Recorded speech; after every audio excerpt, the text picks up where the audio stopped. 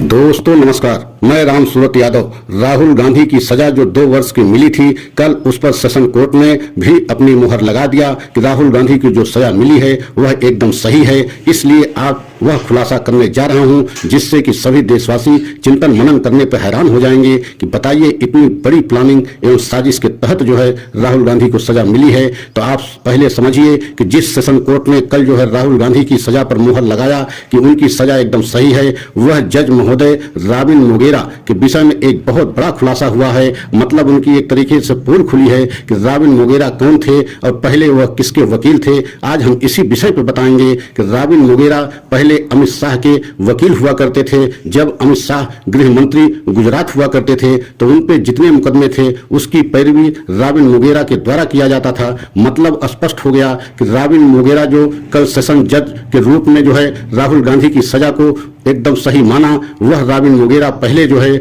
अमित शाह के वकील हुआ करते थे और आज अमित शाह एक तरीके से सबसे बड़ी पार्टी बीजेपी के साथ साथ गृह मंत्री भी हैं और राहुल गांधी के एक तरीके से प्रतिद्वंदी भी माना जा रहा है क्योंकि जिस तरीके से राहुल गांधी को सजा मिली है और अब यह खुलासा हुआ है कि रॉबिन मोगेरा पहले जो है अमित शाह के वकील हुआ करते थे, तो क्या आप ये समझ सकते हैं कि राहुल गांधी की सजा में कोई साजिश रची गई या ऐसा नहीं है। तो जज महोदय को, खासकर रॉबिन मोगेरा को इस केस से अलग हो जाना चाहिए था, क्योंकि ये जानते हुए कि हम अमित शाह के वकील रह चुके हैं तो यह उंगली उठना स्वाभाविक है। तो बहुत केसों में ऐसा देखा भी गया है कि बहुत से जज अपने आप को उस केस से अलग कर लेते हैं जहां उनको ये लगता है कि इस पर फैसला हम कितना भी सही देंगे लेकिन उस पर उंगली उठना स्वाभाविक है। लेकिन ऐसा नहीं हुआ। रॉबिन मोगेरा अपने आप को अलग नहीं किया और कल एक ही शब्द में, मतलब एक ही लाइन में स्पष्ट कह दिया कि राहुल गांधी के द्वारा जो याचिका दाखिल की गई थी उनकी सजा को एकदम हम सही मानते हैं और एकदम उनकी याचिका को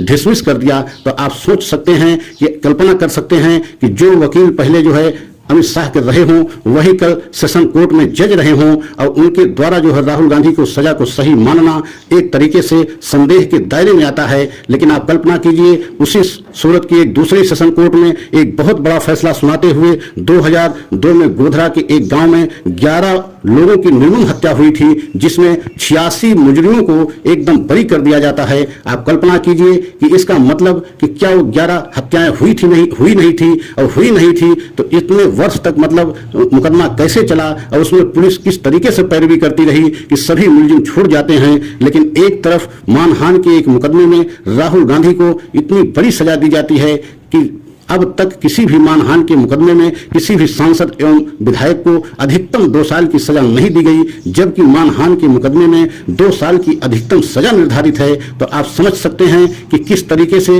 लोअर कोर्ट में इस समय जो है ये खेल चल रहा है। इसको समझना चाहिए कि बताइए, एक तरफ राहुल गांधी कर्नाटक में जो है अपनी सभा में अपनी बात को कहते हैं, लेकिन प्रदेश मोदी जो हैं वो सूरत में रहते हैं, गुजरात में रहते हैं और उनके द्वारा शिकायत की जाती है, उनके द्वारा मुकदमा लिखाया जाता है और उसी मुकदमे में इतनी बड़ी सजा, मतलब अधिकतम 2 साल की सजा देना, जो ये दर्शाता है कि जिससे उनकी संसदी चली जाए और चली भी गई। तो आज हम यह भी सिलसिलेवार बताऊंगा कि उनकी विषय में खासकर राहुल गांधी के लिए ये प्लानिंग साजिश कब से चल रही है और इसको सिलसिलेवार पूरे देशवासियों को बताऊंगा कि जब से राहुल गांधी भारत जोड़ो यात्रा पर निकले हैं तभी से एक तरीके से बीजेपी को काफी मुश्किलों का सामना करना पड़ रहा है। और हद तो उस दिन हो गई जब 7 फरवरी को राहुल गांधी ने बहुत तीखे सवालों को मोदी जी से एवं बीजेपी सरकार से पूछा, खासकर अडानी को लेकर के पूछा कि अडानी से आपके रिश्ते क्या हैं, उनको सारे जो है देश की संपत्ति, देश के सारे संस्थानों को उनके हाथों में क्यों बेच रहे हैं और उनसे आपका रिश्ता क्या है।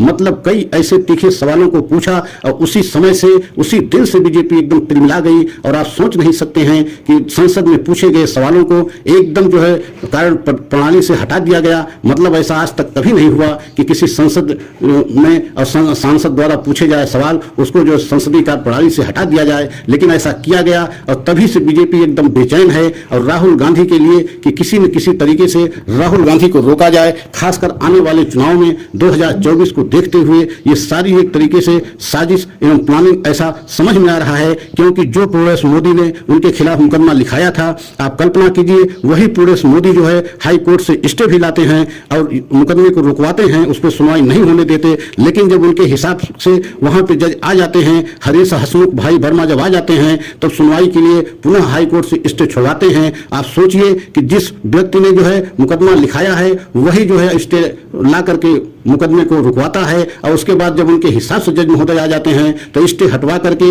मुकदमे को शुरू किया जाता है। और मतलब 7 फरवरी को उनके द्वारा जो है राहुल गांधी के द्वारा संसद में बयान दिया जाता है, तीखे सवाल पूछे जाते हैं, और उसमें 10 फरवरी को स्टे हटाया जाता है और उस कोर्ट में दूसरे जज महोदय आते हैं और 27 फरवरी को जो है उनको पहली सुनवाई की जाती है और 23 मार्च को उनको सजा दे दी जाती है। तो आप कल्पना कीजिए, और उसी सजा पे कल मतलब 20 तारीख को 20 अप्रैल को सेशन कोर्ट ने भी एकदम मुहर लगा दिया कि वह सजा जो राहुल गांधी को मिली है वह एकदम सही मिली है। उनके द्वारा जो शब्दों को कहा गया है उन्होंने अपने शब्दों के चयन में ध्यान नहीं दिया, क्योंकि उनके द्वारा शब्दों को कहने से प्रोडेश मोदी को जो है पीड़ा पहुंची है, और प्रोडेश मोदी को ही नहीं बल्कि मोदी समुदाय को पीड़ा पहुंची है। मतलब वह सजा को एकदम सेशन कोर्ट सही मानते हुए राहुल गांधी की सजा को सही मान लिया और एकदम मुहर लगा दिया कि राहुल गांधी को जो भी सजा मिली है वह सही है। आप कल्पना कीजिए कि एक तरफ जो है 86 मुलजिम 11 लोगों के निरसंग हत्यारे उनको छोड़ दिया जाता है, लेकिन राहुल गांधी को 2 साल की अधिकतम सजा दी जाती है। और आप कल्पना कीजिए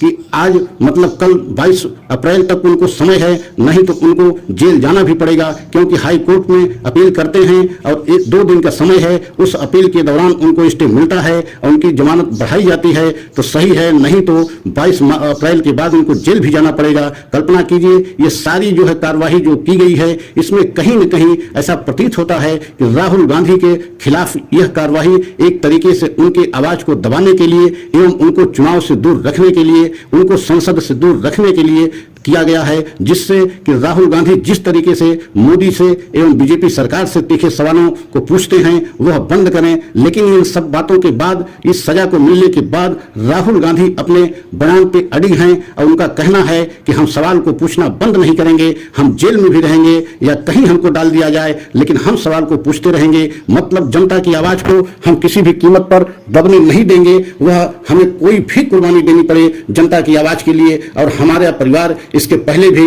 इतिहास उठा के देखा जाए तो हमेशा हमारा परिवार किसी न किसी रूप में, चाहे वो हमारी दादी रही हो, चाहे हमारे पिताजी रहे हों, पर देश के लिए, देश की जनता के लिए कुर्बानी देते रहे, शहीद होते रहे, और उन्हीं के पद चिन्हों पर हम चलते हुए हम भी जो है हर कुर्बानी देने के लिए तैयार हैं। लेकिन मोदी सरकार से सवाल पूछते रहेंगे। तो आप कल्पना कीजिए कि इतना अडिग राहुल गांधी क्यों हैं। इसका मतलब कि वह जनता की आवाज को दबने नहीं देंगे, और जिस तरीके से कल के सेशन कोर्ट में उनको सजा को सही माना गया और जिन जज महोदय द्वारा सजा दी गई, अब खुलासा हुआ है कि अमित शाह के वो पहले वकील रहे हैं, उसके बाद वो जज बने हैं। तो आप सोच सकते हैं कि इसमें कहीं न कहीं एक प्लानिंग जरूर है, साजिश जरूर दिख रही है। नहीं तो ऐसा और इतना बड़ा अपराध राहुल गांधी का नहीं था कि उनको जो है अधिकतम 2 साल की सजा दी जाए और उनको सांसदी, उनकी सदस्यता